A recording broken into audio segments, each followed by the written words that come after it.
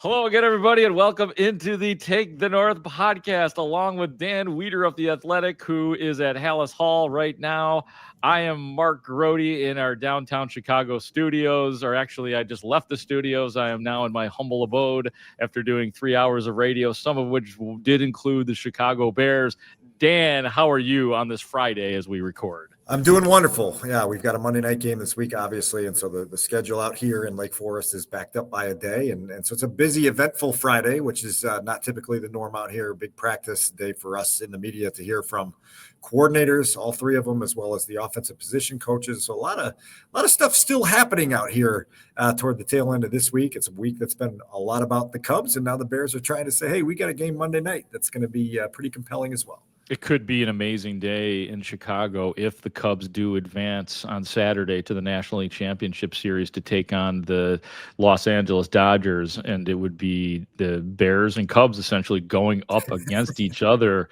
It looks like the way the Chicago viewers' nightmare, right? Like, what do? You got to have two screens. You do have to have two screens, and luckily we live in a world which is just filled and stocked full of screens. So it's funny when people are like, how am I going to do this? What do you mean, how are you going to do this? You've got a tablet, you've got a phone, you've got your laptop, and you've got a television. Well, let me ask you a question. How am I going to do this? Oh, yeah. That's right. You're the man. You will be in the nation's capital. Sort of obligated to be fixated on the Bears game. So yeah, you're screwed. By the way, before we get into some of the meat of today's show, we're going to do another edition of Listen to This. We're going to go through the injury report in a second, which is very interesting.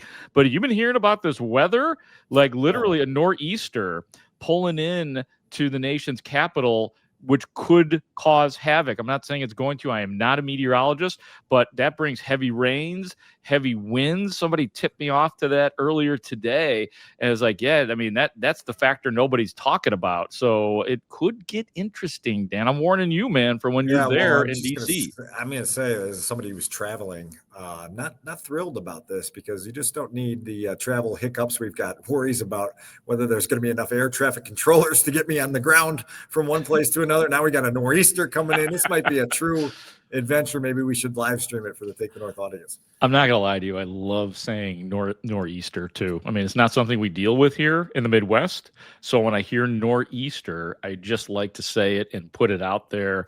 And I don't know. Maybe the Bears should hope for nor'easter. Maybe that would increase their chances. But you picked the Bears to win. I did not. Yeah, you backed down. I did. I backed down. To come down off that preseason projection. But I get it. And I told you yesterday you might have made the smart pick.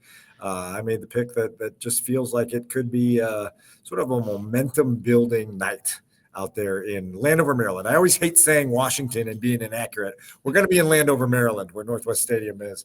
What a place to be. Indeed, they will not be in the nation's capital, which really is the fun broadcaster thing to say. Let's take a look, Dan, at the Bears injury report for Friday. Just keep in mind, too, that since it's a Monday, the Friday is like the Thursday, as in we heard from coordinators and assistants out at Haugh. There will be one more day. Saturday, we'll have the final injury report, so this is not final.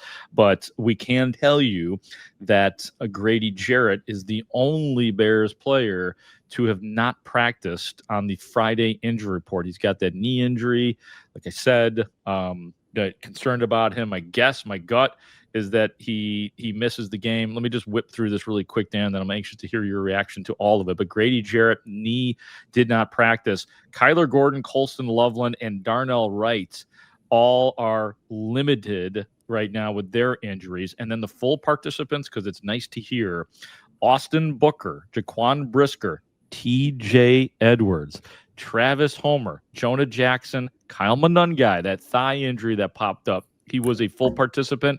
And yes, Cairo Santos looks like he will be the Bears kicker in Monday's game. He was a full participant. What do you think, Dan? What stands out to you? A couple things that jump out to me. Number one, Cairo Santos looks like he's going to play on Monday night. We're not sure whether he's going to kick off on Monday night. In our visit with Richard Hightower today, obviously wasn't willing to share what their plans might be there, but in order to take some strain off that leg, in order to try some things out, otherwise I wouldn't be shocked if Torrey Taylor gets a look in that role. So that's worth keeping an eye on. Darnell Wright's status worth keeping an eye on as we get into Saturday.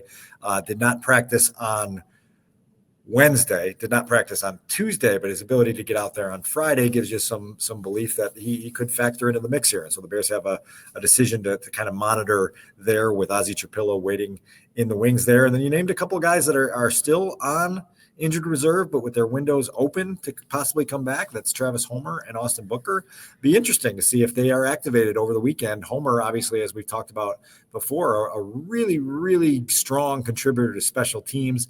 It would be a nice boost to a unit that's been playing pretty well, and we'll see which direction that heads in the next couple of days. Yeah, and I love that Austin Booker is right there waiting to launch. I mean, it feels like he's one of the more – I mean, we had a lot of hope for him last year based on his preseason, and it never really sprouted. This year, again, he was very present during the preseason this year. So he's got all the tools, and it would certainly be a diamond in the rough considering where he was drafted. But it's good to see, like, that's unfortunately, we got to keep talking about it, that the Bears do not get to the quarterback.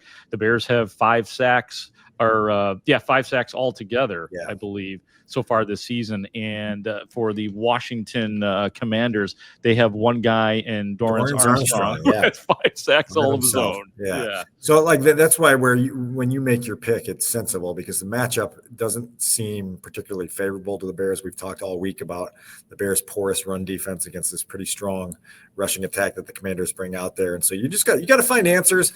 I do feel strongly that this coaching staff has a really kind of chemistry building in terms of their ability to kind of attack each week and try to find their advantages. And we'll see if they can find another 1 or 2 this week that can take what should be an entertaining game and swing it in their favor.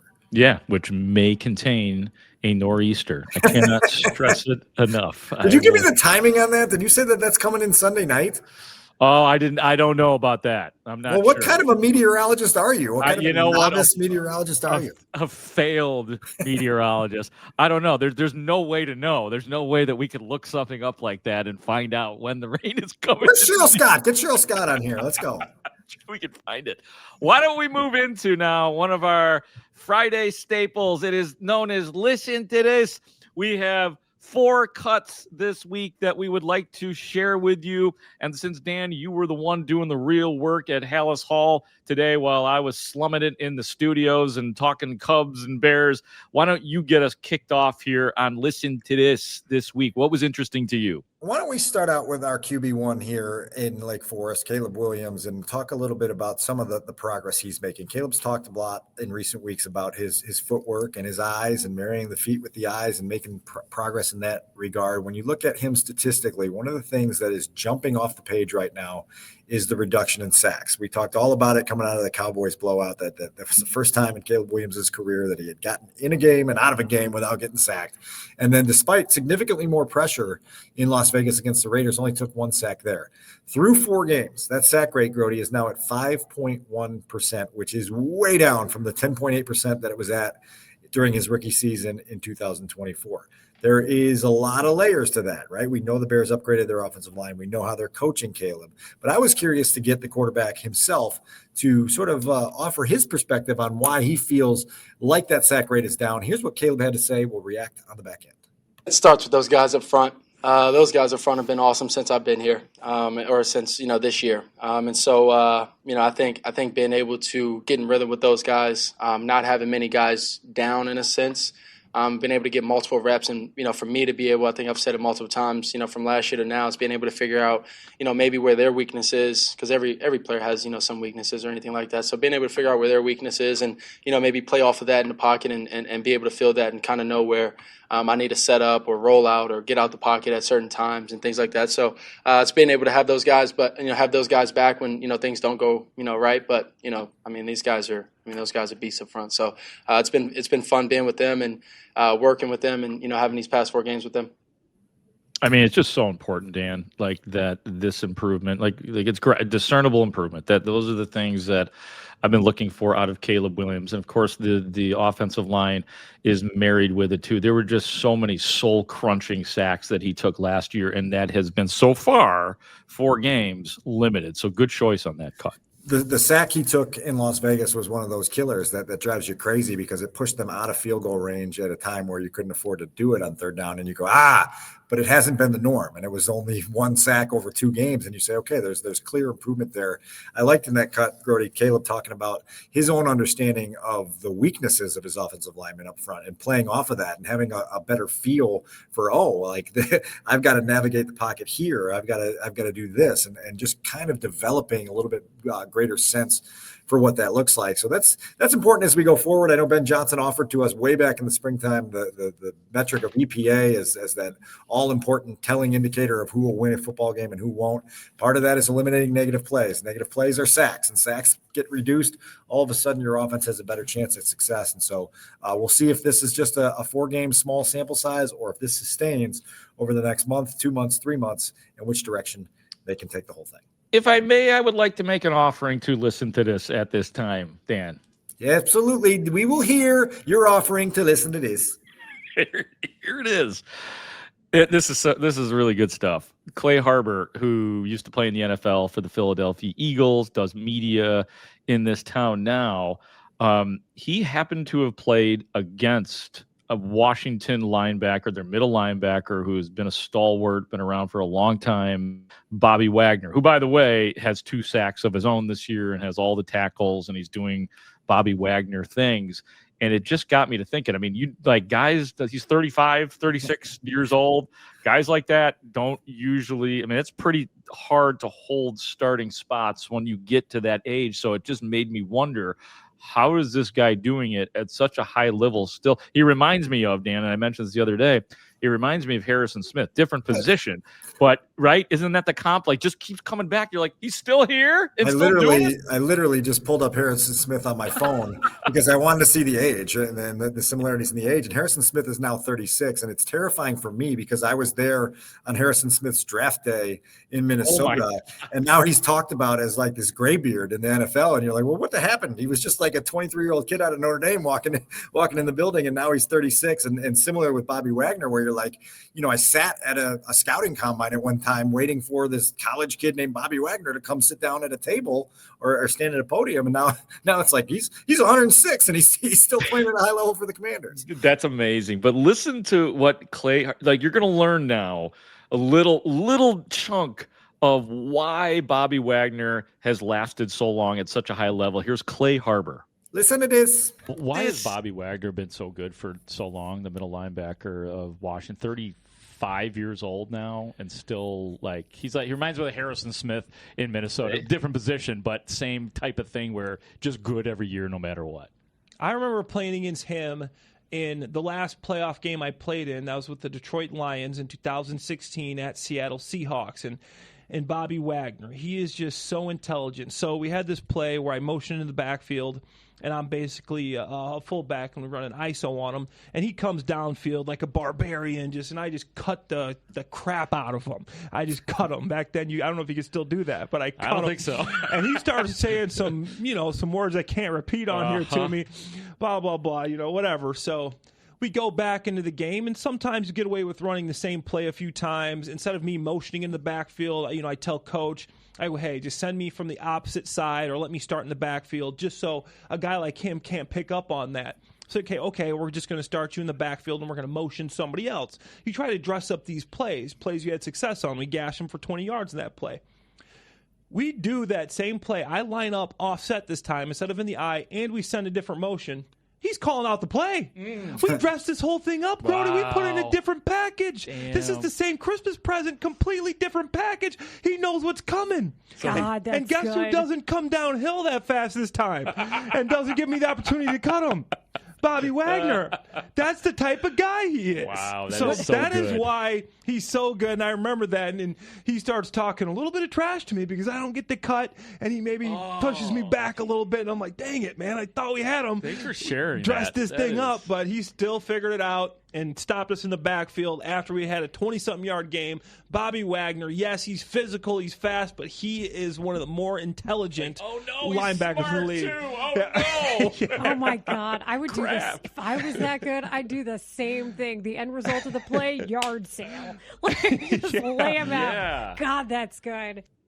And that was, again, Clay Harbor on Rahimi, Harris, and Grote. I guess that would be me on the score. I mean, it matches up. I mean, you don't big part of how you last this long in the NFL is by being smart, is playing the game in your brain. Yeah, and look, like his credentials are well established here. He's part of a defense where you look at that entire depth chart and you're like, okay, there's guys that can wreck this game a little bit. Bobby Wagner, one of them. Declan Doyle today talked about Deron Payne, who's been really, really good since he got there in the interior of that defensive line. You look on the back end, you got Marshawn Lattimore, another guy who's up there now in years, but still capable of making plays. And so this is what you're up against. It's also why you bring in one of the best offensive minds in the league to kind of help you navigate the chess match against players like that. Let's continue on with listen to this. What stuck out to you about what Ben Johnson, the Bears head coach, had to say this week?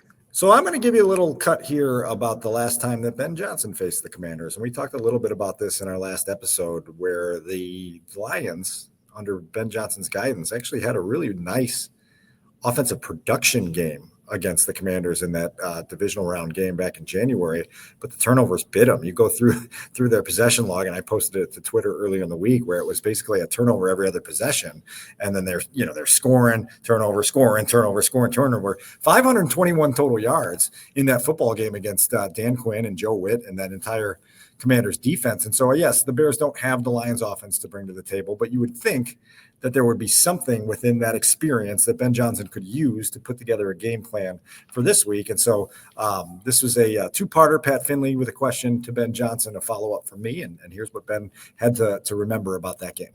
What did you learn from that game that is applicable this year?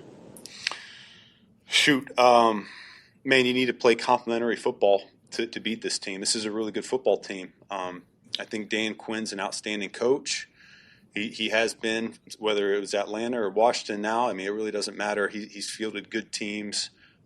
These guys play hard. They play inspired football. There are a lot of similarities between what we faced a couple weeks ago with the Raiders and a Pete Carroll-led team and a Dan Quinn-led team, in my opinion. I think, I say it, when you turn on the tape and you see special teams playing so fast, so violent, so physical, I think that says a lot about your football team. I like to think we do the same thing on our side, led by Coach Hightower there. But I can't say enough good things about the identity. It's physical, it's fast, and you can tell that they're a really unified group and they play well for each other. There's some of the defense question. You did have a lot of offensive production in that game in January. Is there anything instructive to you within that tape that you can apply, just knowing how to exploit their defense a little bit? Yeah, I think when I look back at that game, we had a lot of turnovers, and I felt like within that setting that, as good as that offense was clicking, you feel a little bit of pressure on offense to go score for score, and you don't want to fall behind by 2 scores against a good team like that. And so might have been a little bit more aggressive with the play calls and got away from the game plan a little bit based on how that game went. And end of the day, you take care of the football, that game goes maybe a different direction. And, that's been the last 2 weeks for us in general, is we've done a good job taking care of the football for the most part, and we've been taking the ball away from the opposing offense. And so I think that's a big indicator of how well we'll do this week. Grote, Antoine Randall, also a part of that Lions staff last year, and he had recollections of that game as well, and said, look, like we were on the verge of going up 14-3 and having a chance to kind of play the game on our terms, and then there was a turnover, and they went down and scored, and all of a sudden you heard it in Ben Johnson's voice there. The game flow changed, which kind of changed what they had to do. I still think that there's got to be some things within their own performance that is very, very encouraging, that, okay, we found soft spots, we found weaknesses, we found ways to attack this Dan Quinn, Joe Witt defense in a way that can be productive. And so we'll see if they're able to apply that with a new quarterback, a new offense, a new everything. But I think you'd probably agree that they certainly should be drawing from that in some way that helps them this week. I totally agree. The Commanders ended up winning that game 45-31 over the Lions. As Dan said, 521 total yards, 5 turnovers to be exact. So Antoine Randall today said, I think we had 4 turnovers in that game. And I said, as you said just now, I said 5 turnovers to be exact. he didn't really like being corrected on that. I'm sure it hit at a scar there for him as well. I bet. Yeah, he's trying to down. Amon-Ra St. Brown, I think, had the biggest game of those guys. So maybe, I don't know, maybe you use Roma Dunze, as we continue to monitor his potential rise as a wide receiver in the NFL. They ran some gadgetry in that game too. There was several big plays that hit, and then one that didn't. The Jamison Williams interception that was thrown in the second half of that game, which was a killer, and it was one of those plays that Ben, I think, is frustrated by, because you trust your players to protect the play when it's not there, and it didn't. And that's not our problem. That's not Ben's problem anymore. Now they got to find a way to go win this game on Monday night. Amen. All right, we have one more cut on Listen to This, and it was, Stan, was it the most outspoken offensive assistant? Is that what I'm understanding? Energized running backs coach Eric Bieniemy, which he's been a pleasure to talk to over the last few months. And Grote, he brought it up again today.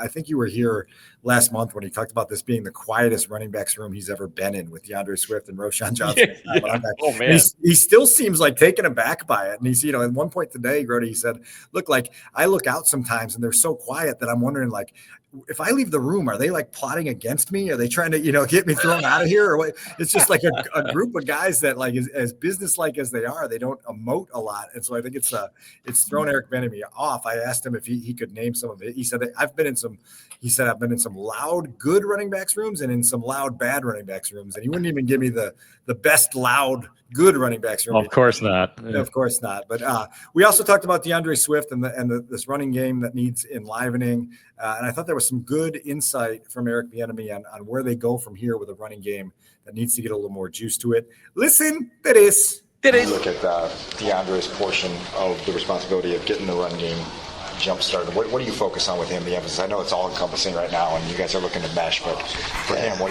do you? Well, first of all, it's just not just necessarily him. What I mean, I'm talking to all the backs. Sure. It's everything starts with our alignment. Okay, we got to make sure we're aligned correctly. On top of that, we got to make sure we have the proper footwork and understand exactly what's going on with the read and the intent of the play. The next thing is just making sure when we're given an opportunity to execute the play, bottom line is to find 4.5 yards. Yeah. Okay. And then on top of that, if it don't happen, you know what? We get up and we line up and play another play. Obviously, we haven't had the success that we wanted to have. But one thing I will say, our guys are fighting their ass off up front.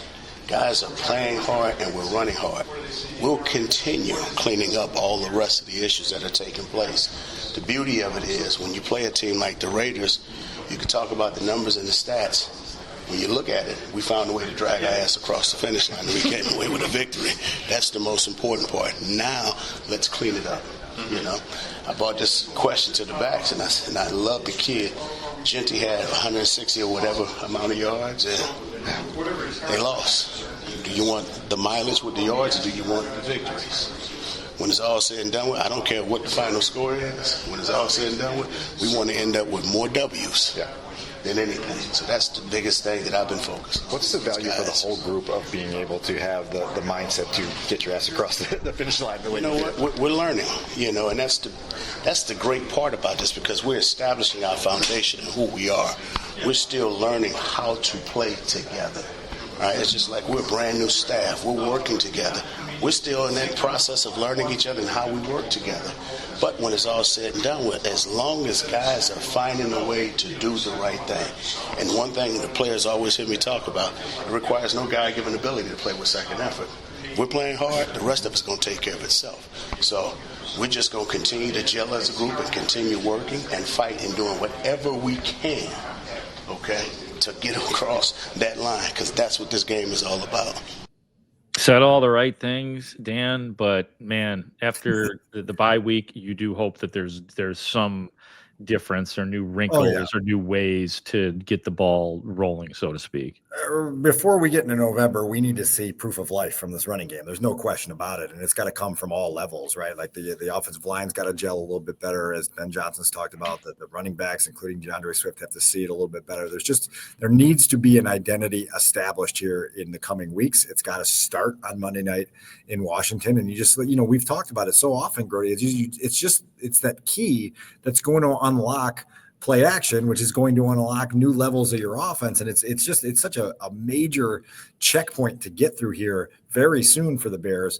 Obviously, I think Bieniemy's messaging that very well inside his room. I think Ben's messaging it very well for the entire offense, and we'll see what kind of results they can get. Yeah, and I give credit to Caleb Williams for having the year that he has had so far, which has been up and down, but a better start. I feel like there's some more legitimacy to this year than last year to be doing it without. I would just say a dangerous running game. And hey, once he has it, man, the sky could be the limit for Caleb. I'll say this as well because Ben and Declan Doyle both brought it up this week in terms of Caleb's responsibility in carrying out fakes in the running game in order to hold a defensive end, in order to expose, some things that allow your running game to pick up a little bit. And so that when they talk about all 11 being responsible for this, they're hammering some of this messaging home. And so it's another thing in Caleb's growth where it's like, okay, it's not just give the ball to the back and then you're done. Like finish it out, and do the things that are required to give this play the most optimal chance at succeeding. And that's another step for him. But it'd be great if they could get sort of this balance going that will allow them to be much more dynamic. A little housekeeping before we get out of here. It does not appear that the Washington Commanders are in a big hurry to get Terry McLaurin back out there. He has missed the 2 previous games, and according to their Friday injury report, Terry McLaurin did not practice, and for whatever it's worth, he did last year in the game against the Bears have 5 catches for 125 yards, including a 61-yarder again against the Bears last year. I don't even need to spell that out. People know how talented Terry McLaurin is. So, and also because this is a familiar name to Bears fans, or at least it should be, wide receiver Noah Brown, limited in practice. Noah Brown was the one who caught the 52-yard Hail Mary toss from Jaden Daniels last year to stun the Bears. Deebo Samuel dealing with a heel, limited. Got to believe he's going to play. They actually they have Jaden Daniels down as a full participant just for the hell of it to make sure everybody knows. Chris Rodriguez, one of their running backs who has contributed. I know he's fallen off a little bit recently, but to be reckoned with, he did not practice either, because it's more that you got Jacoby Klosky Merritt, Jeremy Nichols is a guy who's had 112 yards this year. Chris Rodriguez dealing with that calf injury. So just a few little injury notes from the Commanders side. Dan, anything else from you before we get out of here? I got 3 quick notes for you from here inside Hallis Hall. Number 1, we offered special teams coordinator Richard Hightower a chance to take a little special teams victory lap after what happened in Las Vegas a couple weeks ago. It would not surprise you, Grote, he's very much focused on the Washington Commanders. That was notable today. I had a nice visit at Kevin Byard's locker stall today for a couple seconds regarding my son's flag football league, and my son is playing in the 7th grade flag football league. Nice. He was given the number 31, which is why it took me to Kevin Byard's locker, because he got 31, and he said, "Who's 31? I don't know anybody that's 31." And I said, "How dare you smear the name of Kevin Byard like that and do that?" And so then he started watching Kevin Byard, and lo and behold, Kevin Byard goes out in Vegas and makes 2 big interceptions and a big win for the Bears. And so my son has become a bigger fan of Kevin Byard. In relaying this to Kevin Byard has now become a fan of my son. He wants an update on how the Red Cardinals do. And he said, you make him keep that number, through middle school into high school. And as long as he plays, he's going to be 31 from here on out. So that's fun. And couldn't be a better guy than Kevin Byard to be a role model. I'm trying to think of other. I can't think of other Bears players that were 31. Vasher, right? Nathan Vasher. Vasher was 31. Yeah, okay. I believe so. I don't have the media guide in front of me where they have that back little passage with all the numbers there, but it's not one of those ones that you're just like, oh yeah, that's recognizable by so and so. So except for Cubs, of course, Greg Maddux, Fergie Jenkins, right? So there you go. And this is a time to dip into the Cubs, so no doubt about it. I don't know if people will be listening to this by the time Saturday rolls around. You feeling pretty good about the Cubs, Dan, for the Saturday? I wasn't feeling good about them Thursday, and then it was the most stress-free victory you could ever have, right? They just dominated that game, and it sounded like, again, electricity from start to finish in that ballpark. That I was actually stunned, Grote, that the Brewers acknowledged how much the crowd energy impacted them. And it kind of like I said to somebody this morning, I was like, fellas, it's postseason baseball. Like you were the best team in the National League, and you walk in and you're like, oh God, I didn't know Wrigley Field was going to be that. Especially their manager, Pat Murphy. I'm not sure if I'm buying it though with him. He's like, boy, I tell you what, this place is crazy. I tell you that Ian Happ, boy, he crushed the ball out of the park, man. I got to tell you about this Matthew Boyd, boy. Do you remember when, maybe you're old enough to get this? Do you remember when the old Notre Dame coach, Lou Holtz. Lou Holtz was the king of he had a reputation. He'd build up the opponent, no matter how weak they were. They were the best thing that has ever played. You know? Right, and then Notre Dame would crush them. It's like every single week. That's what you're feeling with Pat Murphy and the Brewers on Saturday. I am. We were breaking it down. I'm like, I'm on to you, Murph, Mr. Aw Shucks. Winner take all playoff games in any sport, just a ton of fun, a ton of stress if your team's involved. And so like Saturday night's going to be a thing. That's going to be a real episode. And you would imagine that there's a lot of Cubs fans that were on SeatGeek and StubHub on Thursday night trying to figure out a way to get up 94 up into that ballpark up there. No doubt. Hope everybody enjoys Bears Commanders. Hope you have a great weekend as well. And we will be back right alongside of you next week on the podcast. For Dan Wiederer of The Athletic, for Adam Studzinski, the executive producer of the podcast, I am Mark Grote saying thank you so much for watching and listening to the Take the North podcast. Great talk. See you out there.